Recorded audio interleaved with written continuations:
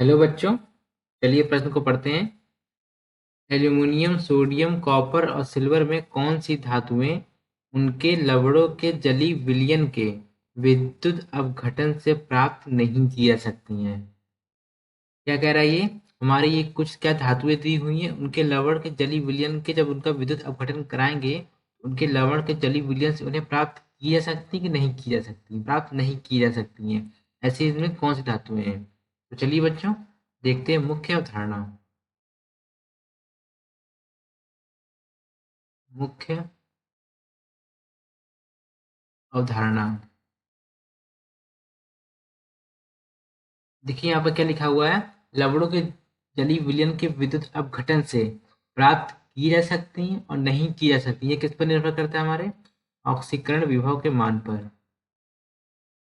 ऑक्सीकरण विभव के मान पर निर्भर करेगा। ऑक्सीकरण विभव का मान हमारा कहाँ से आता है? विद्युत रासायनिक श्रेणी में हमें जो मान दिया होता है वो किसका मान दिया होता है? अपचयन विभव का मान दिया होता है। तो उनका जस्ट उल्टा कर देंगे तो हमारा क्या हो जाता है? ऑक्सीकरण विभव का मान हमारा आ जाता है। देखिए यहाँ पर ये हमारा हो गया ऑक्सीकरण विभव का मान। देखिए यहाँ पर मैं लिखता हूँ कुछ ये जो तत्व दिए हुए हैं। कौन सा दिया हुआ है हमारा? दिया हुआ है हमारा सोडियम।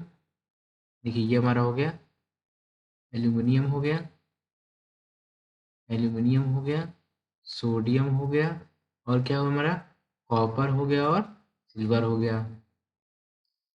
एल्यूमिनियम कितना मान होता है? ऑक्सीकरण विभव का कितना मान होता है? 1.66 होता है। सोडियम का कितना होता है? 2.7 होता है। कॉपर का कितना? तो कॉपर का होता है माइनस में होता है, 0.34 होता है। और यहाँ पे सिल्वर का कितना होता है? -0.84 होता है। यहाँ पर देखिए यहाँ पर होता क्या है कि जिनका ऑक्सीकरण विभव का मान कम होगा, जिनका ऑक्सीकरण विभव का मान ज़्यादा होगा, उनका क्या होगा? उनका अपघटन नहीं होगा। उनका अपघटन नहीं होगा। उनका अपघटन नहीं होगा। और जिनका ऑक्सीकरण विभव का मान कम है, इनका ऑक्सीकरण विभव का मान क्या है? कम है, उनका आसानी से अपघटन हो जाएगा। अब देखिए यहाँ पर मैं क्या कह रहा हूँ? मैं कह रहा हूँ कि ऑक्सीकरण विभव का मान ज़्यादा है, कम किसकी? किसी से तुलना तो करी होगी तभी तो बड़ा कम है, ज़्यादा है। किससे तुलना की गई है? तुलना की है हमारी हाइड्रोजन से। हाइड्रोजन का ऑक्सीकरण विभव का मान कितना होता है? 0.0 यानी कि 0 होता है। तो इसकी तुलना में जिसका ऑक्सीकरण विभव का मान ज़्यादा होगा उसका अपघटन नहीं होगा, और जिसका कम होगा उसका अपघटन आसानी से हो जाएगा। तो देखिए यहाँ पर एल्यूमिनियम है। एल्यूमिनियम का एल्यूमिनियम को क्या करेंगे? जब हम जल में डालेंगे तो क्या मिलेगा? एल्यूमिनियम 3+ मिलेगा, और क्या मिलेगा? H+ मिलेगा, और OH- मिलेगा। अब इसके बाद क्या है? सोडियम है। सोडियम को जब हम जल में डालेंगे हमें क्या मिलेगा? हमें मिलेगा सोडियम+ मिलेगा, और क्या मिलेगा? H+ मिलेगा, और OH- मिलेगा। अब देखिए इनको क्या होगा? ऑक्सीकरण विभव का मान ज़्यादा होने के कारण इन दोनों के कैथोड पर क्या हो जाएगा?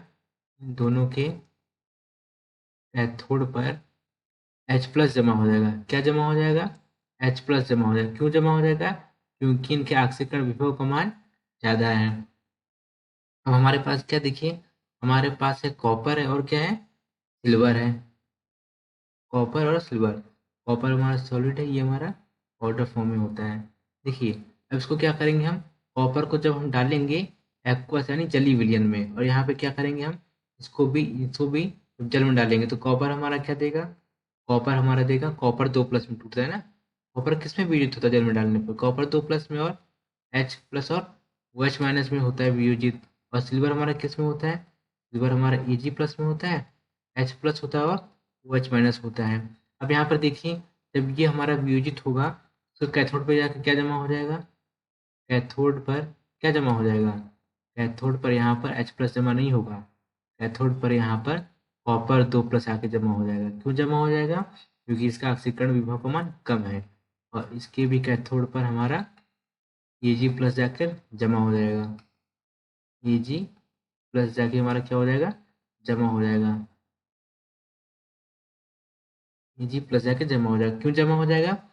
क्योंकि इनका ऑक्सीकरण विभव का मान क्या है, कम है। ऑक्सीकरण विभव का मान कम होने के कारण इनके आयन क्या करते हैं, कैथोड पे जाके हमारे जमा हो जाते हैं, और इनका ऑक्सीकरण विभव का मान ज्यादा होने के कारण कैथोड पर H पॉजिटिव, कैथोड पर H+ जाके जमा हो जाता है। आशा करते हैं आपको समझ आया होगा। धन्यवाद।